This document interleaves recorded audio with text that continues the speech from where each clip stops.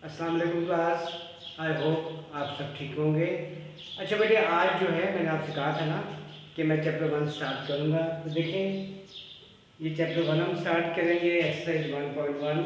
ठीक है बेटे।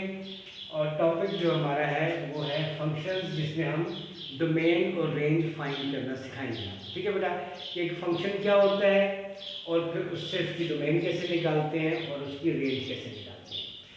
देखिए बेटे, फंक्शन की मिसाल एक मशीन जैसी है। जैसे एक मशीन होती है, हम उसमें कुछ इनपुट देते हैं तो वो मशीन हमें उसका आउटपुट देती है। ठीक है ना। मोटरसाइकिल में पेट्रोल डालते हैं, वो उसका इनपुट है, और उसके बदले में वो हमें माइलेज देता है, लेके जाता है, डिस्टेंस कवर करते हैं। तो ऐसी मशीन जिसमें अगर हम कुछ इनपुट दें और वो हमें उसके साथ साथ उसका आउटपुट भी दे, हम उसको कहते हैं फंक्शन। जो इनपुट हम मशीन को देते हैं वो डोमेन कहलाता है, और जो आउटपुट देंगे वो रेंज कहलाएगा। मशीन क्या है? फंक्शन है। तो फंक्शन बेटे क्या होता है, मैंने अभी आपको बताया। मशीन फंक्शन को इस तरह लिखते हैं। अगर मैं क्वेश्चन नंबर 1 पे आऊँ, पार्ट 1 पे, तो बेटे एफ एक्स मेरे पास है। F x is equal to x square minus 6। ये फंक्शन है मेरे पास। वो कहते हैं आप इसकी डोमेन फाइंड करें और उसकी रेंज फाइंड करें। अब डोमेन रेंज जो फंक्शन है, इसका ताल्लुक नंबर से होता है, रियल नंबर से। तो आपको एक बात बता दूं, देखिए हमारे पास एक होती है नंबर लाइन, एक नंबर लाइन।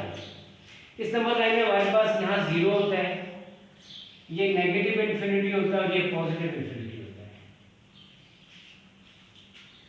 अब 0 के इस तरफ सारे नंबर्स नेगेटिव होते हैं, -1 -2 -3 एंड सो ऑन। इस तरफ सारे पॉजिटिव नंबर होते हैं, 1 2 3 4 एंड सो ऑन। तो ये जो हमारे पास नंबर लाइन है, इसमें जितने भी नंबर थे सारे इनपुट हैं। जब इसको हम इस फंक्शन में डालेंगे तो हमें जो आंसर मिलेगा वो भी इसका आउटपुट ही होगा, उसका ताल्लुक भी इसी नंबर लाइन से होगा। यानी देखिए फॉर एग्जांपल, ये मेरे पास फंक्शन में तैयार हुई है। अब डोमेन के लिए चलो मैं ऐसे करता हूँ, ये डोमेन है। डोमेन के लिए मैं एक रेंज सेट करता हूँ। कुछ नंबर यहाँ से सपोज कर लेता हूँ, 0 1 2, यहाँ से -1 -2, ये मैं नंबर सेट करता हूँ।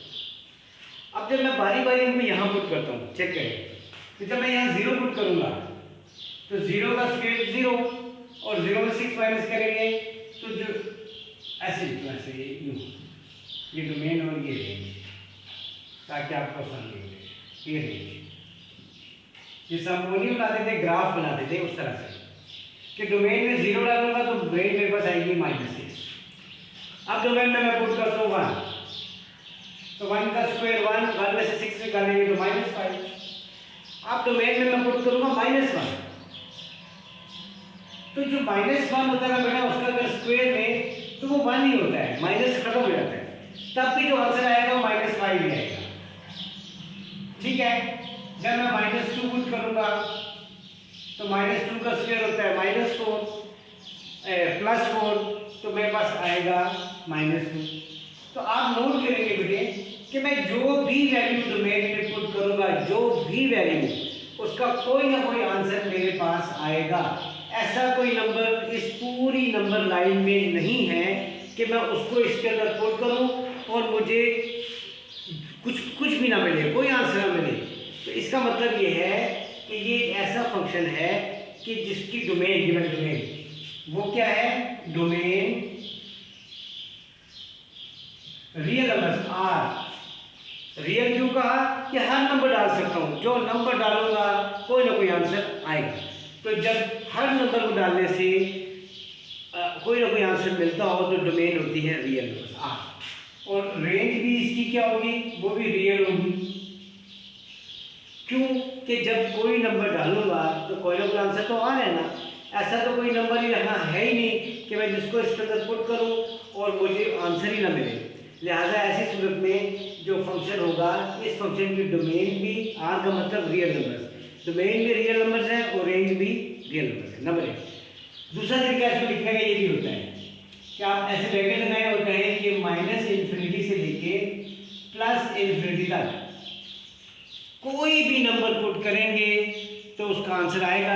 तो ऐसे भी लिख सकते हो, रेंज को भी आप कह सकते हो कि जो आंसर आएगा वो इस रेंज में मौजूद होगा। ठीक है, तो ये काम है, आपको फंक्शन दिया होगा, आपने उसकी डोमेन निकालनी है, रेंज निकालनी है। फंक्शन की टाइप्स हैं, ये पहली किस्म का फंक्शन है जो ओपन है। ओपन मैंने इसलिए कहा कि फंक्शन 3 किस्म के होते हैं, एक सिंपल, एक वो जिसमें कोई फ्रैक्शन है। देखिए इसका पार्ट 2 में लिखता हूँ, ये पार्ट 2 है।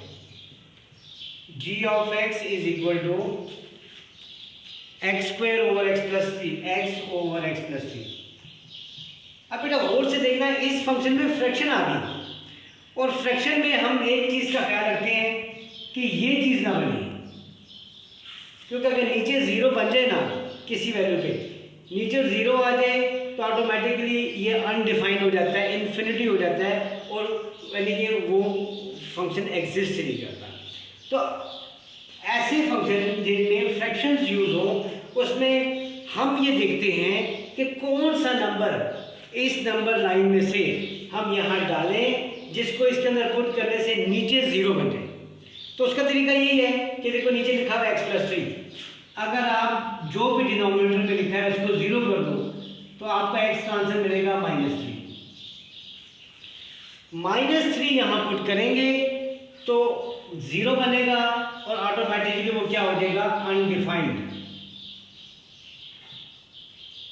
ठीक है ना बेटा, तो अपनी इस रेंज में देखिए ये नंबर लाइन है, इसमें ये -3 है, ये डालने से हमारा फंक्शन अनडिफाइंड हो रहा है। लेकिन इसके अलावा जितने नंबर डालोगी, -2, -1, जो भी पुट करोगे आप लोग, उसका कोई ना कोई आंसर आएगा, लाजमी आएगा। लिहाजा ये जो इनपुट था, इनपुट में -3 एक ऐसा नंबर है जो इसको क्या कर रहा है, अनडिफाइंड। तो हम इसको लिखेंगे ऐसे कि जनाब इसकी डोमेन में आप सारे रियल नंबर डाल सकते हो सिवाय माइनस, मीन सिवाय ब्रैकेट में -3 के, -3 को छोड़ दो तो इसके अलावा सारे नंबर्स जो है पॉसिबल हैं वो इसकी डोमेन में आ सकते हैं, कोई ना कोई आंसर देंगे सिवाय इसके। और जब ऐसा आ जाए तो रेंज क्या होगी फिर? अब देखो ना बेटा, जब मैं -3 पुट करूंगा तब तो मेरे रेंज मिलेगी नहीं, लेकिन अगर मैं -3 पुट ना करूं तो फिर तो रेंज मिलेगी ना। लिहाजा मैंने क्या दिया, -3 को हम पुट नहीं कर रहे, तो जब -3 नहीं पुट होगा फिर जो भी नंबर डालोगे उसकी रेंज कुछ ना कुछ आएगी। लिहाजा रेंज होंगे रियल नंबर्स, वो रियल ही होंगे हमारे। तो ये दूसरा फंक्शन, इसमें फ्रैक्शन आती है। ठीक है, और इसमें तीसरी टाइप जो होती है ना बेटे, वो होती है तीसरी टाइप स्क्वायर रूट वाली। शायद इसमें कोई क्वेश्चन देखता हूँ मैं, हाँ, स्क्वायर रूट x प्लस 1। ये फंक्शन है कि x is equal to square root x plus 1। अब अगर आपको थोड़ी सी बात याद दिलाऊं कि स्क्वायर रूट बेटे उसके अंदर माइनस का कोई भी नंबर आ जाए, माइनस आ जाए बस, तो कैलकुलेटर कहता है एरर, वो उसको इन्फिनिटी उस पर आयोटा पे ले जाता है, अनडिफाइंड पे। लिहाजा हमें कोशिश ये करनी है कि ऐसा नंबर पुट करें जिसको पुट करने से यहाँ पे नए माइनस ना आए। तो वही बात कि देखिए फंक्शन हमारे पास है x प्लस 1, रफ पे जाएं, x प्लस 1 को इक्वल टू 0 करें तो x का आंसर कितना आ जाएगा, -1। इसका मतलब है अगर हम यहाँ -1, अब इधर आ जाए अपनी नंबर लाइन में, नंबर लाइन में -1 यहाँ पे होगा ये। अब आपका जो फंक्शन है ना वो इस -1 के एक साइड पे डिफाइन होगा, एक साइड पे डिफाइन नहीं होगा। मिसाल के तौर पे ये -1 है, -1 यहाँ डालेंगे ये 0 बनेगा, 0 का रूट तो पॉसिबल है।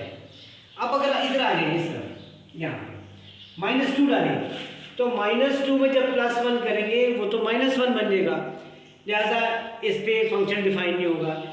-3 डालें यहाँ पे, -3 में +1, लिहाजा इस -1 के इस साइड पे, -∞ वाली साइड पे, यहाँ पे ये फंक्शन डिफाइन नहीं हो रहा।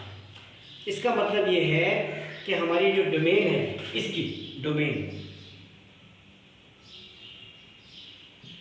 ये कहाँ से शुरू हो रही है, -1 से। तो जनाब -1,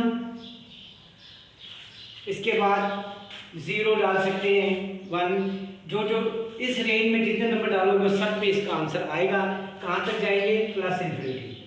अब देखो वेक्टर ख्याल रखना, -1 से लेके प्लस इन्फिनिटी, ये हमारा डोमेन है।